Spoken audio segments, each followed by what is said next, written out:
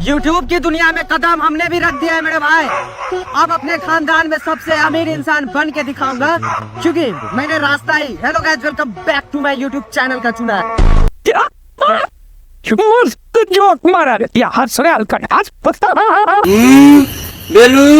तपाईलाई पनि यो भुटानी शरणार्थी प्रकरणको यो लहरो तानिएर पुग्ने ठाउँ चाहिँ आर्जु देउवाकै हो। आज या भोलि के हो, भाग्नुपर्छ कि जेल जानुपर्छ?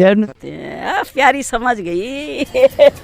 आउनुस् जसले चाहिँ आर्जु देवालाई मैले पैसा दिएर काम गराए भनेर भनेको मान्छे देखाउनुस्, म मान्छु। काम गर्नका लागि र बनाउनका लागि जानु पर्यो भने चाहिँ पहिला तपाईको एउटा कोड नाम राखिदिया छन्, तपाईले सुन्नु भएको छ कि छैन?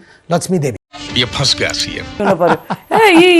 यी बालटारमा बसेर मेरो घरमा बसेर यसो हेर्दा यो ठाउँको यो ठाउँको यो ठाउँको यो भन्न सक्ने हुनु पर्यो। अच्छा हमको सिखा रिया है। कोई कुछ नहीं बोलेगा। ओके एकचोटी भन्नुस् त, म मेरो छोरो जयवीरको कसम खाएर म मेरो छोरो जयवीरको कसम भुटानी खाएर शरणार्थी प्रकरणमा 1 रुपैयाँ पैसा खा छैन। भुटानी शरणार्थी प्रकरणमा 1 पैसा खा छैन। 2 करोड चाहिँ तपाईले लिनुभयो भनेर त अडियो चाहिँ के? Audio fake audio. मैं गरीब हूँ, मैं गरीब हूँ। ये क्या हो गया? ये क्या सुन रहा हूँ मैं? यही नहीं, अभी और सुनिए।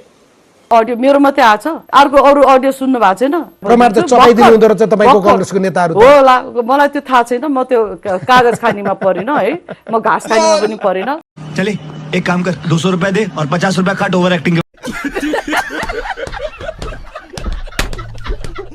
अहिले त यी खालका पैसा चाहिँ गाडेरै राखेका छन् भन्छ। हो र? कसरी गाड्ने? त्यो पहिला कोले ट्याङ्कमा गाड्यो भने जस्तो ट्याङ्कीमा त लुका होला। गाडेर राखेर पैसालाई धैमराले खाँदैन र? साथीहरुले गर्ने हेल्प चाहिँ कति जति हुन्छ एकजनाले? अब कहिले टिकट काट्दिन्छन् 5-10 करोड। ओ त्यस्तो दिन सक्ने साथी को छ नेपालीको? आउनु देख्नु भएको छ तपाईले? Wake up to reality. एक मासु र यो जुन गेटमा म उभिएको छु, यो गेट र पृष्ठभूमिमा यो जलेको घर, यो देशले 5 पटक प्रधानमन्त्री बनाइसकेको नेपाली कांग्रेसका सभापति शेरबहादुर देउवाको हो।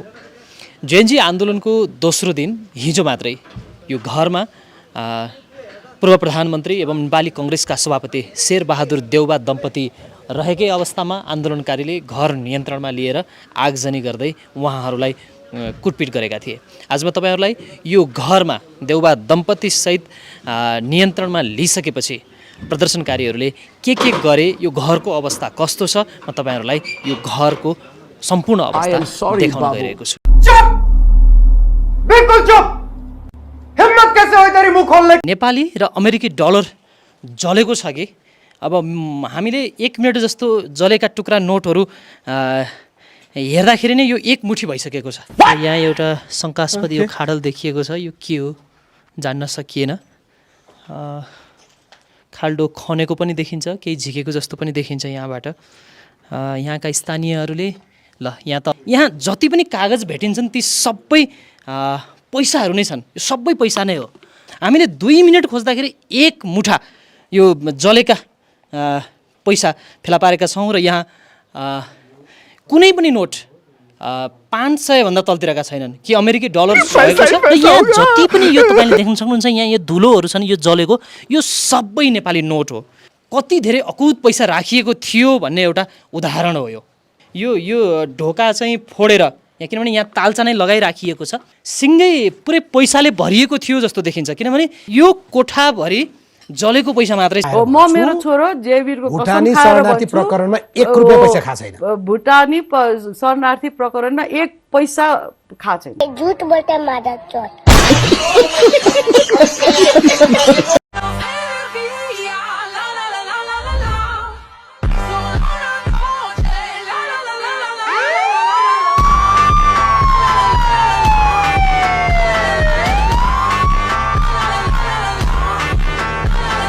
मरना है क्या भोसड़ी के?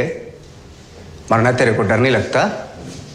सडकमा मोटरसाइकल चलाउँदा बेसिक ट्राफिक नियम पनि नमान्ने माननीयको मुखबाट संसदमा बडा बडा नीति नियमका प्रवचनहरू गुन्जिएको। कोई कुछ नहीं बोलेगा, कोई कुछ नहीं बोलेगा। ओके अर्के हवलदार भनेर चाहिँ एउटा कमेन्ट लेख्दाखेरि तपाईलाई चाहिँ $100 आउँछ होला सपोज। माननीय हर्क साम्पाङज्यू लेख्दाखेरि तपाईलाई $200 आउँछ। Think about that. Mind लाउनुस्। Harka साम्बाङ भाइ बढी बकबक नगर फेरि कुन दिन तेरो मुख भत्काउन म त्यहाँ आइपुग्छु नि म भोटे हो नि फेरि यो हर्क साम्बाङ भनेको टुप्पोमा बोलाएको बेच्चा बच जाओ ये क्या हो गया ये क्या सुन रहा हूँ मैं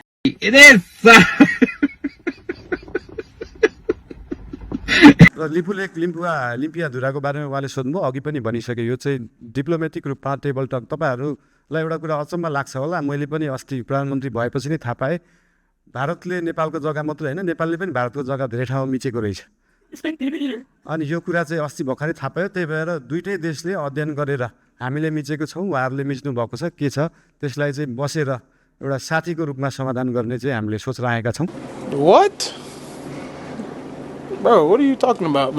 नेपाल तपाईँको घरको सम्पत्ति होइन एक ठाउँमा पनि 1 इन्च पनि भारतको जमिन नेपालले मिचेको छैन राष्ट्रघाती वचन प्रधानमन्त्रीले संसदको रोस्टमबाट बोल्नु हुँदैन थियो तर त्यहाँ बोल्ने काम भयो कसको हितको लागि कसको पक्षमा यो नेपालको अहितमा नेपालको विपक्षमा यत्रो देशद्रोही कुरा गर्दा यो कसको पक्षमा केका लागि बोलियो कसलाई सुनाउन खोजेको नेपाली जनतालाई हेप्न त योभन्दा बढी हेप्ने ठाउँै हुँदैन अरे कहना क्या चाहते हो नेपालले पनि भारतको के अरे भूमि मिचेको छ भन्नुभयो नि त उहाँले त्यो गलत भयो क्या अब प्रधानमन्त्री कहाँनिर चाहिँ मिचेको हो त कहिले मिचेको हो होइन कति सेना अथवा सशस्त्र अथवा कुन तरिकाबाट चाहिँ त्यहाँनिर परिचालन भएर नेपालले भारतको भूमि मिचेको हो त भनेर भनिदिनु पर्यो नि त उहाँले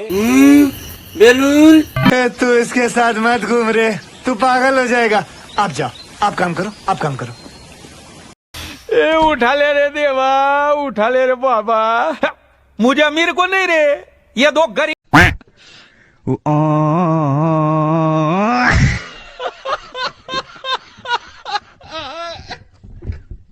मलाई बोल्न दे सरकार भन्दै सत्तामा पुगेका बालेन्द्र शाह स्वयं सरकार बनेपछि किन मौन छन् यही प्रश्न अहिले संसददेखि सडक अनि चोकदेखि चिया पसलसम्म गुन्जिरहेको छ जनताको मतबाट सांसद बनेका अनि सांसदकै मतबाट प्रधानमन्त्री बनेका व्यक्ति आज जनताकै प्रश्नबाट किन भागिरहेका छन् संसदमा उठेका गम्भीर आरोपमा मौनता सरकारको कार्यशैलीमाथि भइरहेको आलोचनामा समेत मौनता अबे जल्दी बोल कल सुबह पनवेल निकलना है प्रधानमन्त्रीको यो शैली अब सामान्य राजनीतिक व्यवहार होइन जिम्मेवारीबाट पन्छिने संकेतका रूपमा हेरिन थालिएको छ लोकतन्त्रमा प्रधानमन्त्रीको कुर्सी केवल शक्ति होइन जवाफदेहिताको केन्द्र पनि हो आखिर प्रधानमन्त्री किन बोल्दैनन् जुन आवाजले व्यवस्था हल्लाएको थियो त्यही आवाज आज सत्तामा पुगेर हराउनलाई सामान्य तर्क दिएर ढाकछोप गर्न मिल्दैन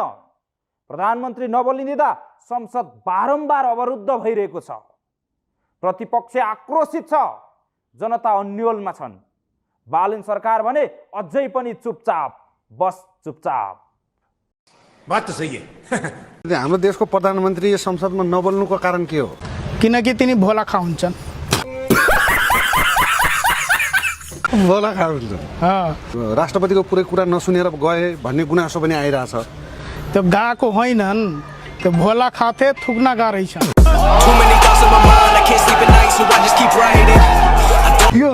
यो गम्भीर कुरा तपाईँले कसरी पत्ता लगाउनु मलाई थाहा छ मैले पनि भोला खान्छु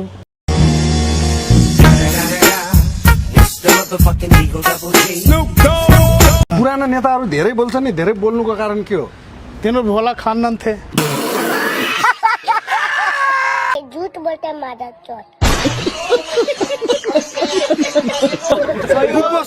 कुपोषण छैन के हो तेरो घरमा खाजाको राशन नसुना भो तेरो प्यार प्यार प्यार प्यार गर्ने बाजाको भाषण राजतन्त्र र प्रजातन्त्रको कुरा गर्छस् गएको छैन अझ यो राजाको शासन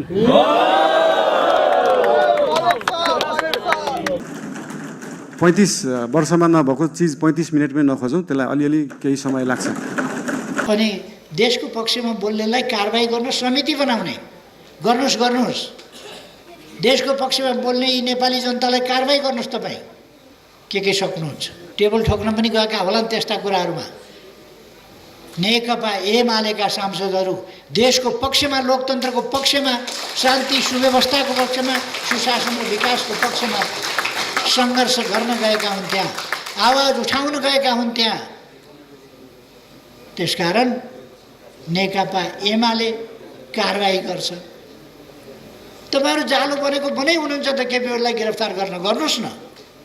यहीँ छु त, मैले भनेको छु। त्यस्ताहरूले खुट्टा ढ्याप ढ्याप गर्दैमा देश छोडेर भागेर हिँड्ने मान्छे होइन। तिनीहरू जसलाई चाहिन्छ त्यसलाई फसाउनका लागि यो आयोग बनाएको। यस्ता आयोगलाई हामी मान्यता दिँदैनौँ। अरू कसैले बयान दिए पनि म चाहिँ बयान दिन्न। त्यसमा सम्पत्ति विवरण भरेर म पठाउन जे गर्न सक्छ गरोस्। हामीले घर जलाएको किन रोक्न सकेनौँ? घर जलाउने हुल आउँदाखेरि अगाडि यसो पख भनेर किन रोकेनौँ? यस्ता कुरा गरेर हुन्छ? हामीले सिंहदरबार जलाउँदा किन रोक्न सकेनौँ? सकेनौँ नि हामी के गरेर रोक्छौँ? के गरेर रोक्छौँ? हामी सुरक्षा निकायले रोक्न सकेन त हामी के गरेर रोक्छौँ? कि रोक्यो कसैले? म ढल्न सक्छु, पसारिन सक्छु, तर म घुँडा टेक्नेवाला छैन।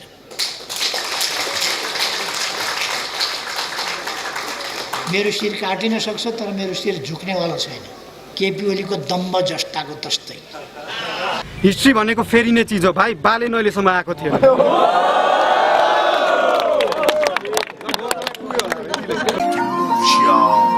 Fuck your swag, I rap like Machiavelli. Got your tag so bad that boy I can make it. No stash of big cash till I don't fake it.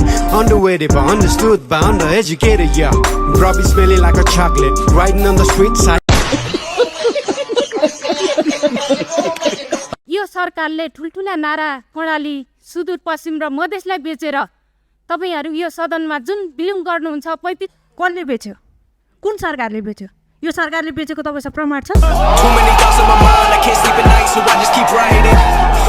विज्ञान प्रविधि भनेको के हो, अनुसन्धान नवप्रवर्तन कसरी हुन्छ भन्ने तपाईहरुलाई थाहा छैन भने म चाहिँ यो संसदमा चाहिँ 1 घण्टाको भाषण दिन सक्छु।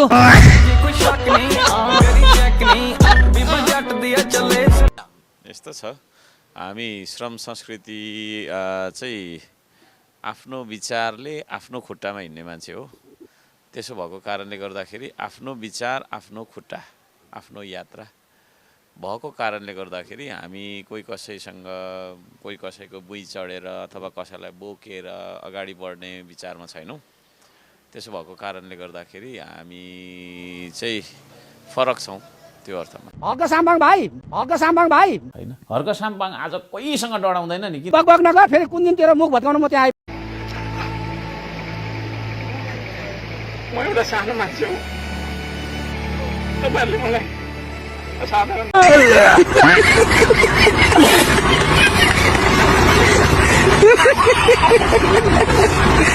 ढाकाको कुरा आउला हैन, हस्तकलाहरू छन् हाम्रा, कति पस्मिनाको कुरा छ, यी सबैलाई थान्काका कुराहरू छन्। यी सबैलाई अब अन्तर्राष्ट्रिय बजारमा चिनाउने, बजारीकरण गर्ने भन्दै गर्दाखेरि